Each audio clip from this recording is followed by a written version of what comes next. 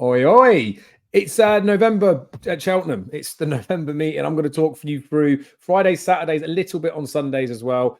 I don't know what I'll be doing about the All My Bets video. Look, I want to get something out to you guys. I'll probably put something out quickly a later date. I will run through some stuff in here, but basically there's going to be some bets to be had. I can give you some entry prices. However, some of the markets aren't quite sort of strong enough yet. Some of the ground could change. There's been no rain today, but there's due to be some on Saturday morning. And some of the bets aren't necessarily dependent on those, but could be. We've also got the fact that this is a highlighted meeting, meaning that there will be lots of tipsters tipping up horses, and that can have an effect on the market. The exchanges tend to be quite good nearer the off, so we'll see how that goes. Getting this recorded while Mini Mental's back from school, got a little bit of a cough, but other than that, we are flying and on course to be at Cheltenham Saturday and Sunday. So, as per usual, if you do see me and you want to say hi, please feel free to do it, but also don't feel obliged, all right? Anyway, I'm going to share the screen. We'll go with that, and then you guys will be able to see what I'm talking about, and we'll just run through Fridays, Saturdays, and then a bit of Sundays, let you know where my thoughts are at, and then, hopefully that does what you need it to do, right? So first race on Friday, conditional jockeys handicap hurdle. I won't be able to claim this one so much. It's not a race that I really want to get stuck into. You know, I'm a bit of a snob. I just feel like they're quite exposed in here. There's not really anything that's sort of leaping out to me as something that could be something else. Emma Lavelle's horse, you can see there, Domore Boy only has a couple of runs. I don't know if I can make enough of a case on there. American Sniper, I've said this horse a million times, right? Tongue-tied cheap pieces, third time combination. I could punt him. I could punt a load. Skytastic's an interesting one, but you would be taking the leap of faith that Ben Pauling's managed to work his magic and fix him. I will probably have a couple of punts on the exchange at big prices. So Skytastic, American Sniper would be the ones that I would probably be looking at having a go out on there, but they'd be small stakes, betting for the sake of betting almost, but it's exciting. It's Cheltenham, right? So it wouldn't be advised bets, but that's where I'm going. The 145, I think this looks like a pretty competitive race. It's probably the best way to word it. Triple Shade, George has mentioned that he thinks that's a real good each way bet. Again, the lad that I'm in the group with as well, Aaron, I'll name check him all the time, but they both, I think, sort of agree that this is a pretty good each way bet with 4 places up to grabs. I think there's a case to be made for quite a few of the horses in here. One I am going to have a swing at, though, is Coast Guard Station. They'll have a go at me because he's a bit of a dog, but I think he's got a bit of a chance. Baddy Breeze I'd make a bit of a case for too, but he was 10-1 when I did my write-up yesterday. He's 11-2 now. I think that's short enough. So Coast Guard Station's 20-1. Sorry, excuse me. With the potential drying ground as well. Like I could see him contracting a bit because ground, you'd want to dry out a bit for him, but I think he's got a bit of a chance. So he would definitely be a bet, Coast Guard Station. So I'll be backing him each way. It says 20 on here. I don't know if that is the top price or not, but he will be a bet. In the Arkle trial, any of you that watched Ranting and Racing or listened to the Only Fools and Horses Twitter Spaces on Sunday night will know that JPR1 was a bet at 11-2 early in the week, short to Monty Post because Unexpected Party wasn't going to come here. The way the market is now, I wouldn't want to have a bet in here. I'm happy with JPR1, but I wouldn't be backing him at 6-4. Looks a relatively open race, but we're in a position, so any of you that back that, well done. If not, sorry. Cross country, I wouldn't want to bet in this race. I know people will have opinions and there might be some scummy each way bets, but nothing that I'd want to be advising out there. Go find that out yourself, or they're just going to get another beer. It's a nice spectacle to watch, isn't it? The Hyde Novices Hurdle, there is some bits of form, right? Kimbara could be one of these horses where John McConnell's had a few of these where they win summer races, they win by big margins, and it's hard to get a handle on how good the form is. Captain Teague, I thought, was pretty good in that Persian War. Weak enough race, wasn't it?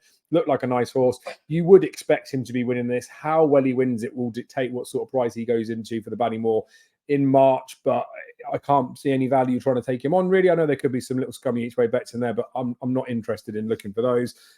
Captain Teague, I think, will win. I also wouldn't want to steam in at 4-6.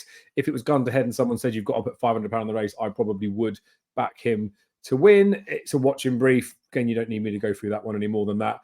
Novices handicap hurdle, the 405. Again, I think this will be a fairly obvious one, and it won't be one that I really do want to get smash into, but Impostoir. Again, a race being a 0-125 that I wouldn't typically want to get too far stuck into. I'm sure a lot of you guys will know there's Brentford Hope line of form there. There's a couple of wide margin wins either side of that as well. And all those RPRs are like high 120s. So might not be an absolute worldie, but in a big field handicap like this, he deserves to be favourite. He is 11-4. I'd imagine we'll get 4 or 4-1 or bigger on the exchanges. So he is going to be a bet. Wouldn't be a fully confident one. These would be still, like I said about the one earlier, these are my 12.50s and my 25 pounders. We might have some I want to get a few more quid on. coming up soon. Right, so that's Friday stuff done. That's gone through fairly quickly. We'll have a look at Saturday because I think the racing's good on the Saturday. I do think Sunday is the best racing of the 3 days.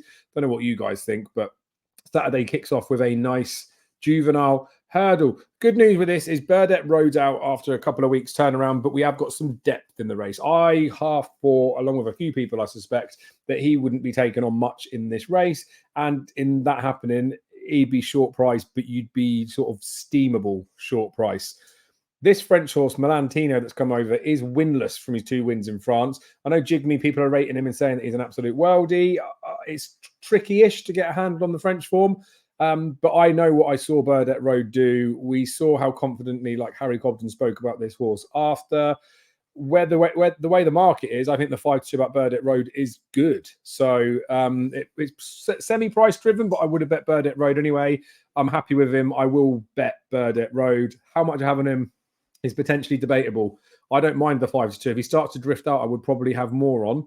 But then I might just sit tight and see what I can do. So he might end up being like a 50 quidder, Burdett Road. Or I mean, I could even be tempted to have a bit more on. I will get deeper in the race and I will post a video that tells you what I'm actually betting. But Burdett Road's going to be a bet. It's just a question of how much we get stuck into him. How much a jockey's handicap chase is a race I haven't even looked at yet. So it would be rude of me to even talk about any other horses that are in here. There could be some angles to find. If there are, and I find a bet, I will let you guys know. The 3 Mile Novices Chase is a race that I've got stuck into quite a bit. Jockey bookings would have you believe that the Twiston Davis horses have got no chance. We've all been caught. Andrew Mount on GG Weekend Watch said that this horse is better second time out. Well, that's the time to maybe catch him. So wouldn't be worried about that. Sam Thomas does have Sam Twiston Davis on board quite a lot. That's why he's on Good Risk at All, who made a really good chase debut, admittedly, under Charlie Deutsch. I don't know whether that horse will stay 3 miles. Broadway Boy was given £5 to Florian Porter when he finished in front of We've All Been Caught. I think he looks good. Did talk about the fact that Twiston Davis' horse's second time out might sort of bounce a little bit, but I think Broadway Boy at 5-1 is a filthy price. And I'm sure a few people would have thought Alaphilippe was eye-catching in second the last day, but who knows with him? I don't think he's the best horse in the race, even though they're all relatively competitive and quite closely matched, bar Cloudy Flamingo. So let's hope he doesn't cause any issues in the race. Paddy Power Gold Cup. I did talk about this in depth on the GG Weekend Watch, so please go and watch that if you want to find out more about it. I'm well away from the head of the market. I think they're for reasons I've mentioned, the GG Weekend Watch, you want to swerve most of those, the ones that were well fancied. Easy as that is the one that I've landed on. Angel's Breath was a horse I backed last time, didn't I, in that handicap hurdle. He did run well, and especially if it's a prep run for this. He's £6 higher, I think, than that mark. Didn't actually win that day, did he? And I would have hoped that he would have done. So, yes, he might come on for it. No, I don't think he'll win the Paddy Power Gold Cup. But he's a little bit respected. He won for the play spots. But easy as that is the one that I want to bet. 12-1 generally across the board. I feel like this is a horse that is going to be popular and could shorten up, especially with the rain that's going to come on Saturday morning.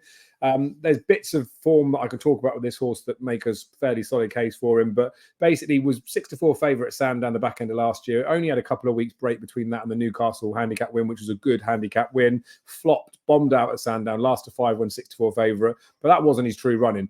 8-year-old, lightly raced, very progressive as far as I'm concerned. That was his first season back last year after a bit of a layoff. This year, they've probably had a bit more of a clean sailing summer. Venetia's horses go real well this time of year. This is a relatively early starting point for her horses. Much better horse than 141. Cannot believe it's 12-1. I know it's a Paddy Power Gold Cup, but I suspect those at the front of the market to start coming out. And I think easy as that's going to be maybe the wise guy's horse, but well supported. So I'm quite keen on that horse. I think he can be prominent, can be ridden in the middle. I think Charlie Deutsch will wait with this horse, and I think that they're going to set it up for him. So easy as that, I'm relatively confident on. Handicap hurdle after this, 3 miles. Again, GG Watch, we covered this, and please do go watch that video because it helps, obviously, them get some views and some traction, and go like the video because that helps too. But Chantry House was one-time favourite for a King George. That was after his first season outside an office company, so first time in an open company. Admittedly, it was a ropey, windy King George, and he's been a bit pants since, but he's 147 over hurdles here.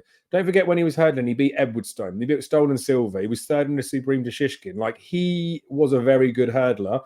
And if anybody tells me out there that Chantry House is a 147 horse, can kiss my ass. Yes, you could argue maybe he's gone, but he's not running for Ben Haslam in here, is he? Nicky Henderson's kept hold of him. Very high-class horse. If you look at his last sort of, I don't know, maybe 6 or 7 RPRs, bar those 2 where he unseated and fell last season, he's running in the 160s all the time. He only needs to run in the 150s to win this off of a marker 147. I think he's an absolute shoo-in. I cannot believe he's 9-1. Each way first four as well, I think. It's just he's a knocking bet to me. Like, he would be a strong bet for me this weekend. I've got the old man to put 18.75 each way on him on Bet365 at 9-1. That's because I had 37.50 to come back from last week's bet. So we've just got that in. That's sort of 1.5 each way. I could go in more on Chantry House, to be honest with you. Quite like it. Nicky Henderson won this race with On the Blind Side a few years back. He was a similarly type horse, went off the boil a bit over fences. He actually ran him in a bumper, Newcastle weather, then brought him here. So I think Chantry House is good. Forget that you'd be exploiting a handicap mark or trying to do that sort of stuff with him. This, I think, is a confidence booster. I think Chantry House is a good bet. Intermediate handicap hurdle after 2 mile 5. It's a smaller field than it could have been, but it is a conditions-y type race. So basically, second season novices, and you can't have won a race before April 2022. Springwell Bay and Rock My Way are the highest rated horses, 137, 133 respectively. They're the two that I'm going to play in this. Springwell Bay, I think, is just better than all of these. So he'll be a win dart. And I'll have a bit on Rock My Way as a win dart as well. I mean, I say I will. I actually have already had. I've had 25 win on Rock My Way. I know he's an each way-ish price, but he's been bombing, isn't he? So maybe he's just completely gone. But if he's not, I think he could be up there. And if he does get beat, I think Springwell Bay will be the one to do it. So I'm going to back Springwell Bay and Rock My Way. Probably have, I don't know, Springwell Bay at 9-4 is about the right price. Probably have 25, maybe a bit more on him, see how he goes on the exchanges. But again, I will share bets if I put them on. Mare's Bumper at the end, couldn't care less about this one. Although I've had a few WhatsApps sent over to me where Willie Mullins' horse Baby Kate opened at 10s with Paddy Power Betfair, which Willie Mullins' horse in the bumper. That's a rick on anyone's terms. Right, let's move on to Sunday Cheltenham, right? I haven't gone through all of these races in any depth, I'll be honest with you, but we can quickly talk about a few bits and places that I might be looking, right? First race, which is a novices maiden hurdle. Name-wise, nothing really jumped out on me. So it would be a race, obviously, final declaration, see if I can find a bet in there. The novices limited handicap chase, there's obviously a few of those that are coming out. Mr. Coffee's running, Good Risk at All's running, JPR1's running, Rock My Way's running another race. Like, there's a load that are going to come out. So this is probably ripe for a bet. George said that in our WhatsApp group. So I'm going to try and get stuck into this one, see if I can steal a bit of value, because I might fancy something at the prices, but then tomorrow I might not, if you know what I mean. Sologino, they did say after Chepstow was going to go over fences, so it'd be interesting to see whether he comes here. I think he's in the Great Wood as well. We'll see that in a second. But interesting looking race, haven't gone into it, might be able to find a bet. The handicap chase after, we likes of Royal Guy do start in there, haven't looked at, so we're not going to talk about that one. Slower chase, I did mention again on the Rant and Race, and Nube Negra was a bet at 8-1. The ground, again, is going to rain a bit on Saturday. Ground isn't a major concern with him, but you would like it a little bit drier. John Bond definitely looks like he's going to come here. Nube Negra is bidding to win this for the 3rd time in a row. I just think Nube catching first time out's it. So Edward Stone, I don't see him as a better horse than John Bond, despite the official ratings. Editor de Gee, obviously, quick turnaround from that last run, could be a positive, could be a bit of a spinner. It's a good-looking race, but I just thought Nube was a bit of overpriced.